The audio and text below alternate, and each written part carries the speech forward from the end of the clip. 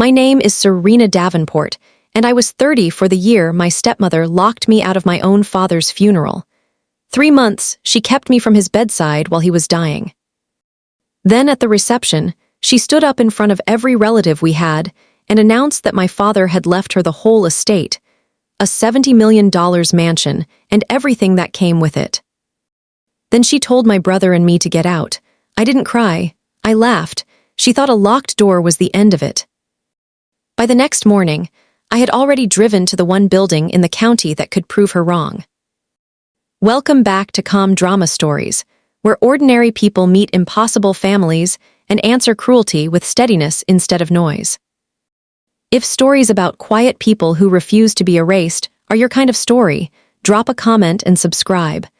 I am a logistics officer by training. 8 years in the Army left me one habit I've never shaken. I write everything down. So for the last 3 months of my father's life, I kept a small notebook by the phone, the same kind I used to track freight, and I logged every call. Date, time, who answered, what they said. Most nights the phone rang twice and went dead. When someone did pick up, it was never him. It was Lorraine, my stepmother, telling me he was asleep, too tired. His immune system was shot, and the doctor wanted visitors limited. Some nights it was her daughter Belle, saying the same thing in a flatter voice and hanging up first. One Sunday I gave up on the phone and drove the 90 minutes to the house. I knew the side door code by heart. The code didn't work. I knocked, and the door opened the width of a brass security chain. Belle's face appeared in the gap, calm as a closed window. I asked to see my father. She said he was resting. Then she said the thing I would hear again and again, the line that still lands like a slap. Real family doesn't show up only at the end. Then she slid the chain back into its track. That small metal sound, and I thought, I didn't show up at the end. You wouldn't let me show up at all. To understand why any of this mattered, you have to know my father. Harlan Davenport built a building supply company out of one rented truck and 40 years of getting up before the sun. He was not a soft man, but he was a fair one.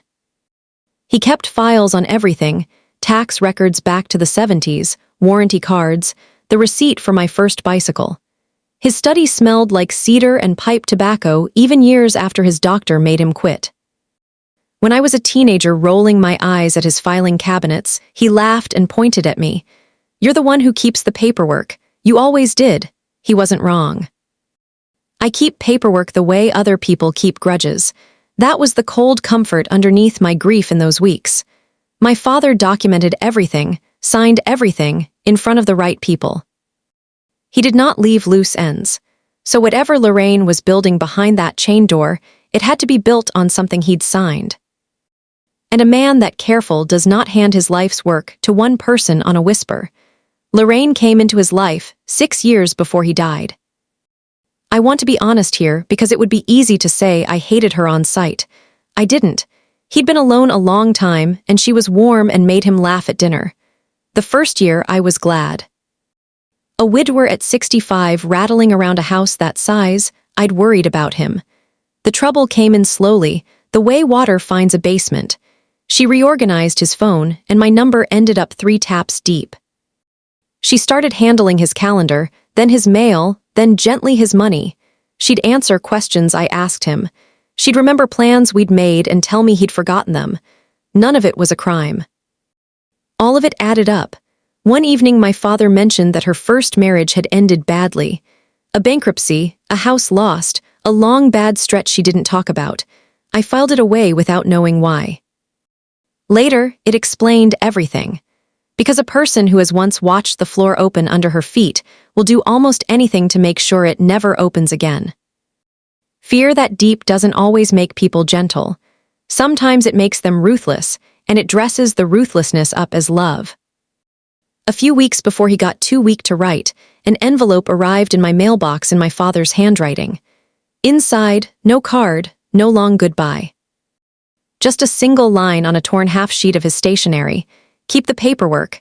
You always did." Folded into the page was his Army Challenge coin, worn smooth on one edge from 40 years in his pocket. I sat in my truck until the windows fogged. I read it as a tease, his old joke from when I was 16. His way of reaching across the distance Lorraine had built. I did not read it as instructions. That's the part I can't forgive myself for.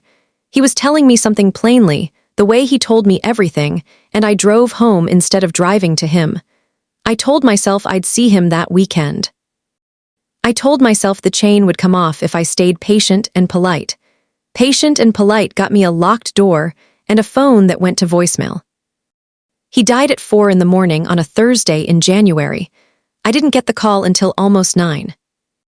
By the time the phone rang, Lorraine had already chosen the funeral home, picked the casket, and set the date, delivered in a tone you'd use to confirm a dentist appointment. My father raised me, taught me to drive on a back road in his old pickup, and I learned he was gone the way you'd learn a package was delivered. The morning of the funeral, I drove up with my brother Caleb in the passenger seat, turning my father's coin over in his hand because I'd given it to him to hold. When we arrived, I reached for the side door out of habit, the family door, the one I'd used my whole life.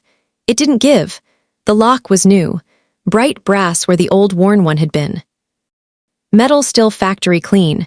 They had changed the locks before they buried him.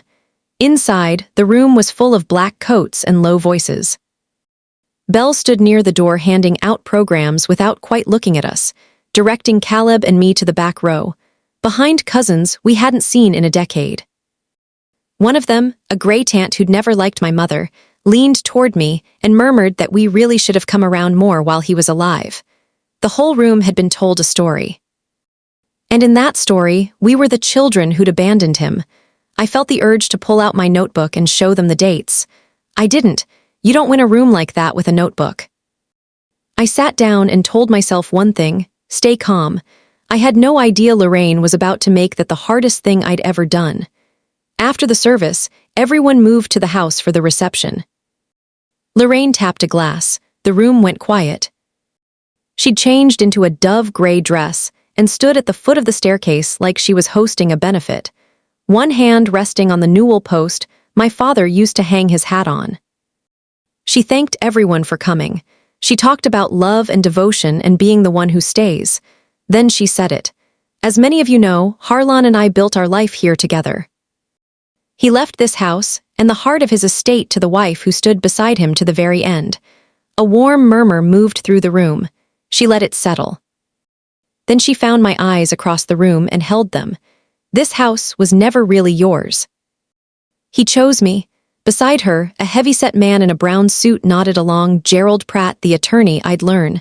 The will was properly executed, he confirmed. Notarized, all in order. I watched my own relatives turn to look at us with something close to pity. Caleb's face went red from the collar up.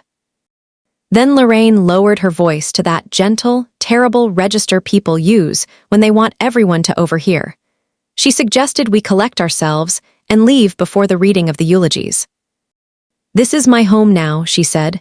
"You understand." Belle was already moving toward the front door to open it. Caleb stood so fast his chair scraped.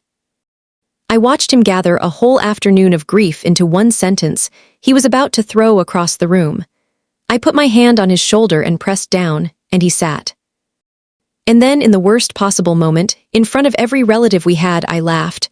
Not loud, almost soft, more breath than sound, but in that silent room it carried.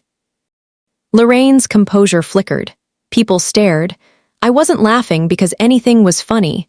I was laughing because I had just understood the size of her mistake.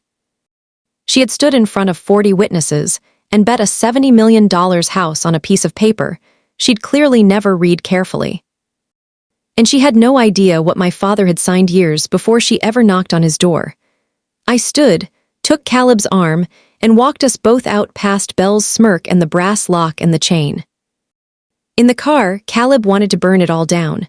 Post the timeline online, call every cousin, show them the chained door and the blocked calls. I understood the impulse. I felt it too, hot and clean. But I'd spent 8 years learning that the loudest soldier in the room is rarely the one who wins. We don't fight her with noise, I told him. We fight her with records. Noise feels good for one night. Paper lasts. I laid it out the way I'd plan a convoy. First, a probate attorney, someone who does will contests and nothing else. Second, the county recorder's office, where every deed is filed, stamped, dated, and open to anyone who walks in. Third, the notary who stamped that will, because notaries keep journals by law, and journals can be subpoenaed. Caleb stared at me. You think the will's fake? I think our father was the most careful man either of us ever knew, I said. And careful men leave a paper trail you can follow. I didn't tell him everything yet. I didn't tell him about the line in the envelope, or the thing I'd known about that house for 9 years and never had reason to mention. I just drove and let the plan settle over us both. Because there was one document in this whole mess that Lorraine could not have forged. It had been filed and recorded years before she ever existed to us. And first thing in the morning, I was going to go get a certified copy of it. The probate attorney's name was Tom Reyes. He had the calm, unhurried manner of a man who has watched 100 families tear themselves apart over furniture. I sat across his desk and laid out the timeline. He listened without interrupting. When I finished, he walked me through the rules. The window to contest a will in our state was short, months, not years. The grounds were specific: forgery, undue influence, lack of capacity, improper execution. Isolating a dying man from his children, controlling his phone and money, then producing a will that handed everything to the person doing the isolating, that pattern had a name in his world. Judges knew it when they saw it. Then he leaned forward and asked the question that mattered most. Did your father actually own that house in his own name? Because a will can only give away what the dead personally owned. I let myself smile for the first time in days. Not for the last 9 years, I said. Tom's pen stopped moving. I told him I'd say it better with a document in my hand, and that I was driving to the recorder's office that afternoon. He nodded slowly, and I could see him recalculating, the way you do when a case you thought was uphill suddenly turns flat. If that's true, he said, then her announcement at the funeral was theater. Before I drove to the recorder, Tom had me build the rest of the file. I copied out every dated entry from my call log. I wrote a clean statement of the times Caleb had been turned away in the driveway. Then I called Marin Holloway, the hospice nurse I'd caught by her car at the end of the drive, the one who'd looked both ways before telling me my father asked about us every day.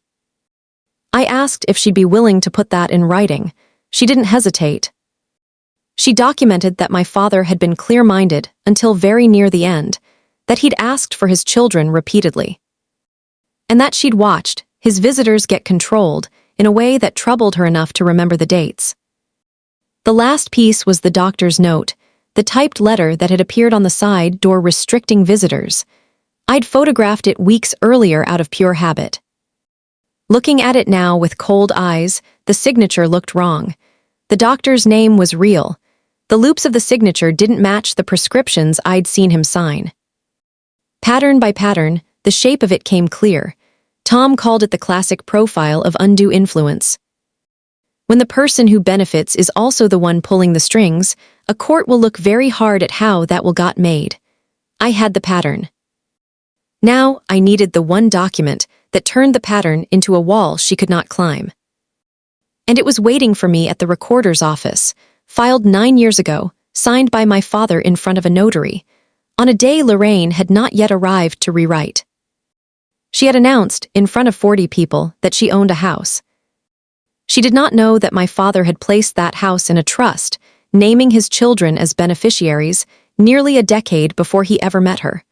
A will can only give away what you own. If you don't own it, the will means nothing. She had bet everything on a piece of paper.